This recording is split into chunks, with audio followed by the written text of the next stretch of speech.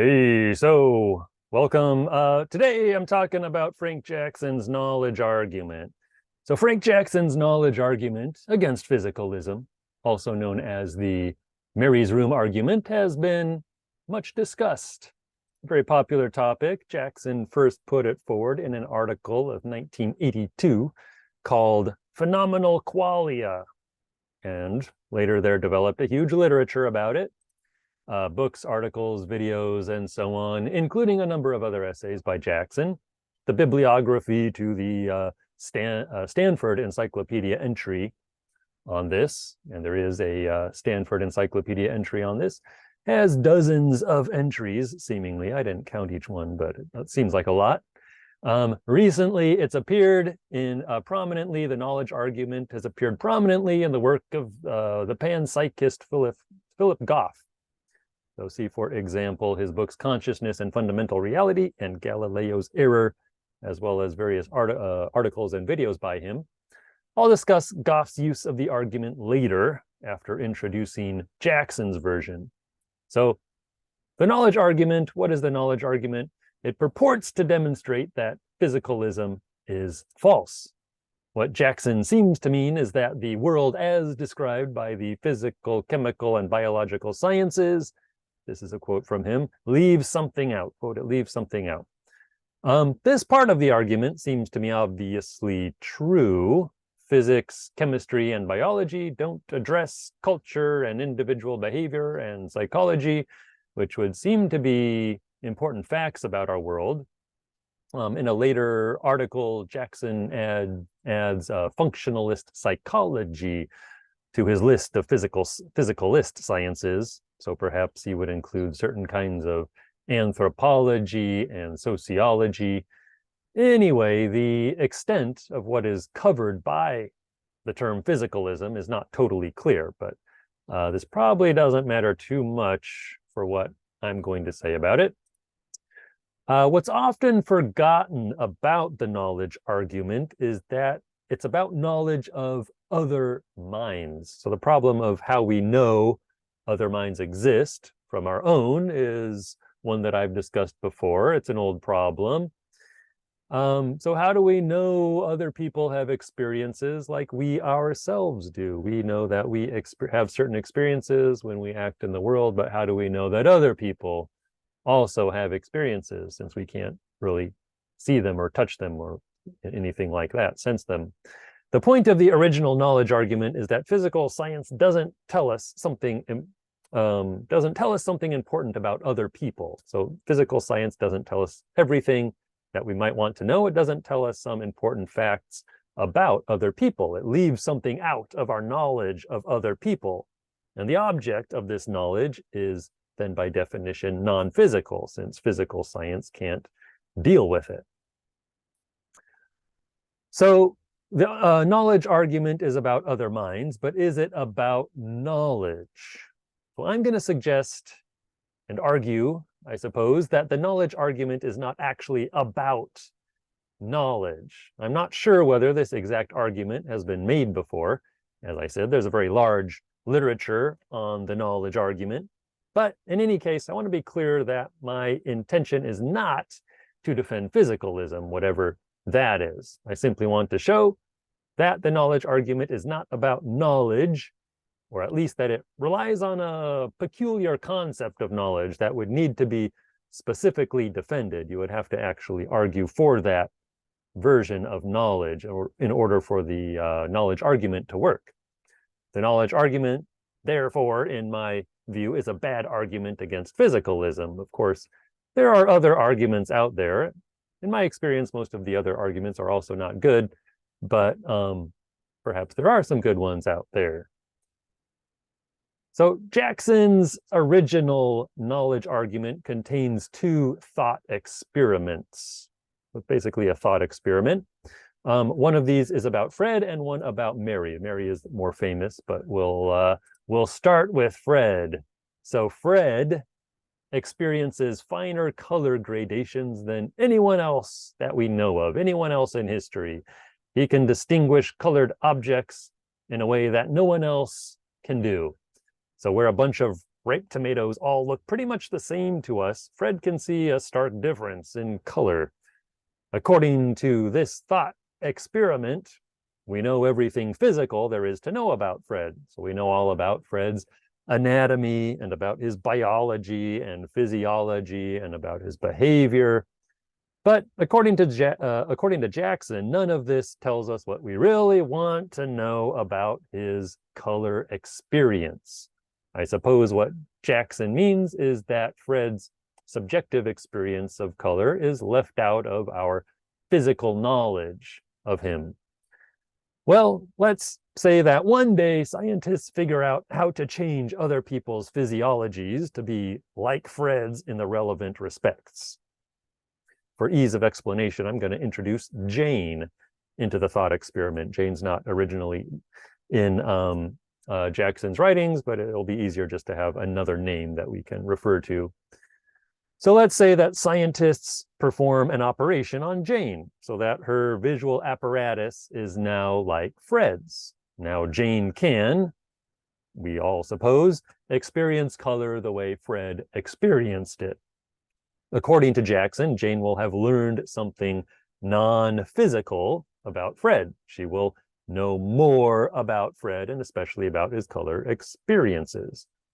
Jane will, Jackson says, know more about the special quality, as Jackson says, the special quality of Fred's experience. This special quality, quote unquote, special quality, as opposed to the behaviors that demonstrate it or the neurophysiology that supposedly explains it, was left out of the physical facts that we had about Fred before. They didn't tell us anything about the special quality of Fred's experience. But I question whether, in fact, Jane will know more. Will she really know more about Fred? So Jane, with her altered physiology, will presumably have a new kind of experience, right? But in what sense does this count as knowledge about the quality of Fred's experience? So Jane will be able to do things now that only Fred could do before. But scientists already knew that if they changed Jane's visual apparatus to be like Fred's, she would also be able to do these things. So Jane herself may suppose, or she may believe, that she is now experiencing color as Fred experienced it. But is this supposition or belief, or whatever you want to call it, is this belief about the sameness of experiences, is this actually knowledge? Should we count this as knowledge? So if Jane sees the color distinctions that she supposes Fred saw, does she necessarily know more about Fred, or does she simply have new experiences? This is my question. And my argument is that Jane is not warranted in claiming knowledge of Fred simply on the basis of her new personal individual experience. We are warranted in claiming knowledge of Fred if we can show that people with physiologies like Fred can do things that Fred can do, but which other people with different kinds of physiologies cannot do. So a scientist could study Fred and Jane and say, before only Fred could consistently differentiate among all these ripe tomatoes, but now Jane can do it too. Therefore, Jane and Fred must see color in a similar way. So the scientist could be said to know something in the sense that the scientist has evidence for making a comparison between two people. Now, it's true that the scientist, so he's a he for this example, does not have knowledge of the special quality of either Jane's or Fred's experience. But I'm arguing that Jane and Fred also do not have knowledge of the special quality of each other's experience. All they really know, like the scientist, is that they can both do some special things that regular people can't do. But this ability, this is physical knowledge. This kind of knowledge is physical knowledge by Jackson's definition, and it's not non-physical knowledge. So they don't really have knowledge of that special quality. All they can really see of each other is their respective behaviors. And as Jackson himself says, no amount of knowledge about Fred, be it physical or not, amounts to knowledge from the inside concerning Fred. We are not Fred. But Jane is also not Fred. She is not looking from the inside of Fred. She just happens to have a similarly unique visual apparatus. So Jane still cannot directly compare her subjective experience, her qualia, with Fred's subjective experience. So she cannot claim to know in a relevant way any special quality of his experience. Jane has no evidence for making the comparison other than her own behavior and Fred's behavior. But again, this is appealing to physical evidence, not non-physical evidence. And this is the point I'm going to keep coming back to. Why is one individual's experience of color necessarily knowledge of another person's experience of color? What is the exact link between the two things? In the modern world, knowledge, as opposed to faith or conviction or supposition or hypothesis or belief, knowledge requires some kind of evidence. So we cannot simply assert that my experience provides knowledge of your experience and leave it at that. This is a hypothesis at best. There needs to be a theory of evidence for getting from one thing to the other. What is this theory in the knowledge argument, in the context of the knowledge argument? Well, we don't really know. That's the problem. So moving on to Mary. So the Mary thought experiment approaches this from a slightly different angle, but we end up in kind of the same place. So Mary, as you may have heard, is stuck in a black and white room. There she learns everything physical, which we suppose to mean physical, chemical, biological, behavioral. So everything physical there is to know about color and other people's color experience. Then one day she's let out of the room. Suddenly, as the saying goes, she's not in Kansas anymore. And Jackson says about this, quote, "It just seems obvious that she will learn something about the world and our visual experience of it." And of course, when he says our, obviously he means people with standard color vision. But if this is the case, if Mary really learned something about us, about our experience, about our visual experience of the world, then her physical knowledge was incomplete, according to the argument. Hence, physicalism is false. As Jackson made clear in a follow-up article called What Mary Didn't Know, he makes clear that the key point is not that Mary learned something about herself, about her own ability to experience color. Jackson says that physicalists and non-physicalists will both agree that Mary will have new experiences after she leaves the room, and that she may learn something from them. The key point, according to Jackson, is that Mary supposedly gains knowledge about the experiences of others. Again, other minds we're talking about, kind of in the to give some of the historical context. In the Fred experiment, the key point was that other people, so Jane in my version, gained knowledge about Fred, right? So we're talking about, does Jane know Fred's experience? Likewise, in the Mary experiment, Mary supposedly gains knowledge about others, about the experience of people with normal color vision. So Jackson explains that when Mary is let out of the room, the black and white room, she will realize how impoverished her conception of the mental life of others has been all along. Her conception of other people, other minds, will change to take account of something non-physical, according to the argument. But to me, I repeat, the link between Mary's experience and her knowledge of other people's experiences, this isn't clear. It's not made clear. So Mary, according to the argument, has learned everything science can tell us about color. Physical science can tell us about color. Then she experiences color for the first time. Maybe she says something like, oh, this quality must be what people are talking about when they say the sky is blue. But does this count as knowledge of other people, whether physical or not? How do we get from Mary's own experience of color to knowledge about other people's experience of color? She will still see other people behaving in the ways she's come to expect from her studies in her black and white room. Mary's own behavior will no doubt be different. For example, she'll be more easily able to distinguish between red and green apples, or between overcast skies and clear skies. And Mary may suppose or speculate or hypothesize that now her experience of a blue sky or of a red apple is like other people's experiences of those things. But to call this knowledge of other people's experiences seems to me an abuse of language. Just another example, just because I try your favorite food for the first time, do I now know something about your experience of that food? I may know something of my experience of it. I may say, you're right, this flan is really good. Or actually, I don't care for it. But it doesn't follow that I now know something non-physical about your experience. Locke, to take one example, would not consider this sort of thing knowledge. He'd consider it opinion. So as I said, the knowledge argument has been much discussed. And someone who's made special use of it recently has been the philosopher Philip Goff, probably best known for his support of panpsychism and his arguments against physicalism. And I should point out that this is not the only argument Goff uses against physicalism, maybe not the most important, but it's one he consistently has appealed to.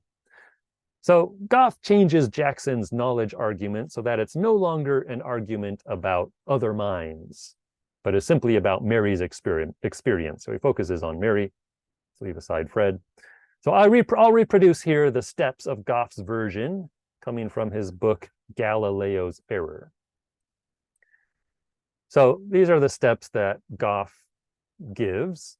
So number one, if materialism is true, then Mary in her black and white room has a complete and final theory of color experience. And I'll come back to this phrase, complete and final theory of color experience. Number two, and if Mary in her black and white room has a complete and final theory of color experience, then it shouldn't be possible for her to learn about some new essential features of color experiences. And yet, when Mary leaves her room, she does come to learn about new essential features of color experiences. She learns about what it's like to have color experiences. So step four, therefore, Mary in her black and white room can't have had a complete and final theory of color experiences. And materialism is false. Materialism being physicalism, same thing in this context. So again, just to remind you, in Jackson's version, it was accepted by both physicalists and non-physicalists that Mary would learn something new when she comes out of the black and white room. After all, her physical circumstances changed, which would cause physical changes to her physiology or whatever. So that part was just accepted by everyone. Jackson wrote, quote, "It is not an objection to physicalism that Mary learned something on being let out, such as facts about her experience of red."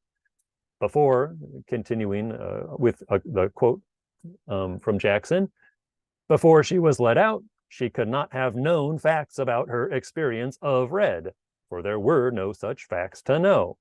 So in other words, in Jackson's view, it precisely does not matter for the argument whether Mary learns what it's like for her to have color experiences. This doesn't matter. The physical facts that she had before were not about her experience of color, but about the experiences of color for people with color vision living in a colorful world. The fact that she learns something about herself when she enters a colorful world is irrelevant. Whether or not she learns anything, it just doesn't matter. But in any case, Goff also doesn't make the connection between experience and theory clear. So why should Mary's theory of color change just because she has a new experience? We have new experiences all the time without changing our theories. What's the link here? What's the connection? Goff thinks that if Mary's theory really was complete, then she should already know what it's like to have, say, a yellow experience. But I don't think this is actually an argument maintained by physicalists. At least it would be kind of a strange argument. Maybe some physicalists hold it. But unless I'm mistaken, I don't think many physicalists, would argue that having enough propositions about a topic, which is what Mary is learning in her black and white room, right? She's hearing lectures, reading books, whatever. This is propositional knowledge. And I don't think many people would argue, many physicalists or anyone really would argue that having enough propositions on a topic is equivalent to experiencing that topic, that thing for yourself. That, for example, if I read enough about skydiving, this will translate into actually experiencing skydiving. There are different physical facts involved in reading about skydiving compared to actually skydiving. I think a physicalist would predict that there are different kinds of experiences involved. Different things will happen to your body. This is why Jackson doesn't make Goff's version of the argument. No matter how much I read about skydiving, this won't tell me what it will feel like for me to actually skydive. No matter how much Mary reads about color in her black and white room, this won't tell her what it will be like to actually experience color. As far as I can tell, every sane person, physicalist or non-physicalist, agrees on this point at least. So Jackson's point, remember, repeating myself, but Jackson's point was that through experiencing something, we gain facts about other people, which cannot be gotten through physicalist propositions. In other words, I may know all the physical propositions about other people's experiences that can be stated in a given language, but when I actually experience something that they've experienced, then I gain some new knowledge about them in addition to the facts represented by all these physical propositions, right? So I'm supposedly gaining new knowledge about other people, which I can't get just from watching them, observing them, or reading books about experience, perception, experience, whatever. And I've argued that we may gain new convictions or hypotheses or beliefs or whatever about others in this way, but we don't gain any new non-physical facts about them. If you want to call Jane's new beliefs about Fred or Mary's new beliefs about normal color vision people knowledge, if you want to call these things knowledge, then you need to make explicit the theory of evidence being used. You need to explain why we should count this as knowledge. Saying it just seems obvious, as Jackson does, isn't good enough. At least to me, it's not good enough. So at this point, I want to raise the question, what do anti-physicalists really want? What many anti-physicalists seem to want when they appeal to the knowledge argument is to literally have other people's experiences. This is kind of the point of the Fred thought experiment, where Jane comes to almost kind of sort of get Fred's experience, but there's lots of barriers to actually knowing whether she does. All right, so anyway, that to me seems to be what anti-physicalists want. They want something that will give them other people's experiences. They complain that physicalism cannot give them other people's experiences. And I think that's true. Physicalism cannot give them other people's experiences. Therefore, they say physicalism is incomplete. But I would appeal to something that the philosopher Grace de Laguna once said, that to ask for this is to appeal to a sort of knowledge which only a god might enjoy, or perhaps a mortal blessed with magic power. At the end of a recent debate, to give an example of this, at the end of a recent debate between Philip Goff and Sean Carroll, the physicist Sean Carroll, who was standing as the token physicalist, someone in the audience raised Jackson's thought experiment about Fred, which I talked about at the beginning. Then this fellow in the audience said, and I quote, "Here's what I want. What the hell does Fred see?" Anti-physicalists seem to want a language that perfectly captures or characterizes, these are words Goff uses, capture, characterize, an experience or conscious state. They want to fully capture, they want to perfectly characterize a conscious state. But many philosophers have questioned whether this kind of verbal or theoretical capturing is possible or even desirable. I mean, what would you do with an experience once you have perfectly captured it. I would go so far as to argue that this kind of thing is prima facie impossible. Words can never fully capture any phenomenon. That's not what they're for. So we shouldn't expect physicalism to be able to do this, and we shouldn't expect any other point of view to be able to do this. And Goff has said many times that physical science has never explained a single conscious state. This is a screenshot of one of his slides, one of Philip Goff's slides, where he mentions these things. So he talks about neuroscience here, but that kind of stands in for, I think, all physicalist sciences. And I can never figure out exactly what Goff means by explanation.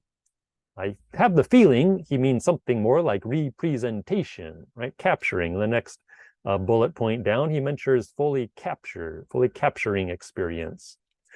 This seems to me something different than explanation, but I can't figure out exactly what Goff means by these things. But I think Goff here makes the perfect the enemy of the pretty good. As I said, I'm not strictly a physicalist in that I think other non-scientific perspectives give us important insights. But I think our physical knowledge of perception is already pretty good in terms of what it's tried to do. And you can go ahead and read some books on the science of perception. There's a lot of them. Some are better than others. Some can be really difficult to read, but if you go through it, you'll learn a lot about perception, about experience. And I imagine the science on this will get even better because it does tend to progress. We learn new questions to ask. We learn new techniques. We learn new things. We're better able to explain the world, including the world of experience. In any case, be this as it may, whether you agree or not, Goff has also not explained a single conscious state, as far as I can tell. Is there not a double standard here in anti-physicalists demanding that physicalists do something which non-physicalists also can't do? For my part, I don't believe either physicalists or non-physicalists can fully capture or completely characterize any phenomenon. I don't require them to, and I don't expect them to. It's just not something that even would come into my expectation, nothing that matters to me. The world still awaits panpsychism's complete characterization of a single conscious state, and it will have to keep waiting. This goal, in my view, is impossible, given what I see as the apparent infinite complexity of reality. So arguably, this is not even a desirable goal, fully capturing something in some kind of language. So enough of the knowledge argument.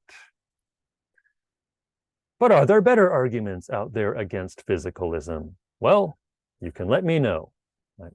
But no zombies. Please, no zombies. All right. Anyway, thank you for listening. And that's all for today.